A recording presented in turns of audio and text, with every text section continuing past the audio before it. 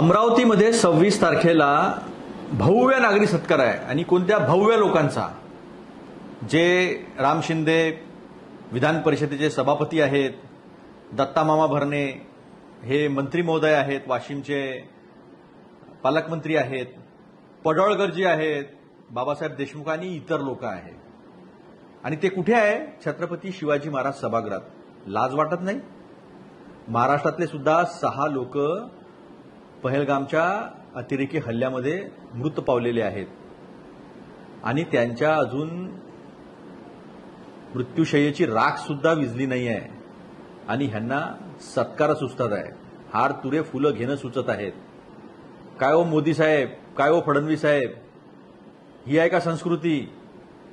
देश अजूनही सुटकात आहे, दुःखात आहे, राष्ट्रावरचा अटॅक आहे हा, आणि आमचे लोक हार तुरे घेऊन फिरत आहेत. थोडीशी जनाची नाही तर मनाची लाज बाळगा.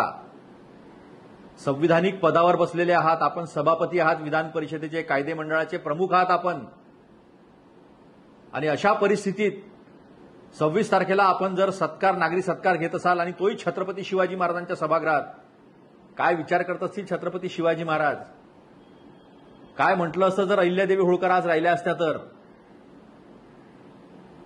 आपली नाही, कमीत कमी छत्रपती शिवाजी महाराज, राजमाता अहिल्यादेवी होळकर यांचा तरी विचार करायला पाहिजे नव्हता? करा, घ्या, सत्कार घ्या, जनता बघत आहे. फुलं घ्या, हार घ्या, नागरी सत्कार करा. काही लाज शरम नाही आपल्याला, काही आपल्याला दुःखाची चिंता नाही, कारण आपल्या घरात झालं नाही आहे ना. दुसरे मरतात तर मरू द्या. हाच संदेश जो आहे तो याच्यातून चालला आहे.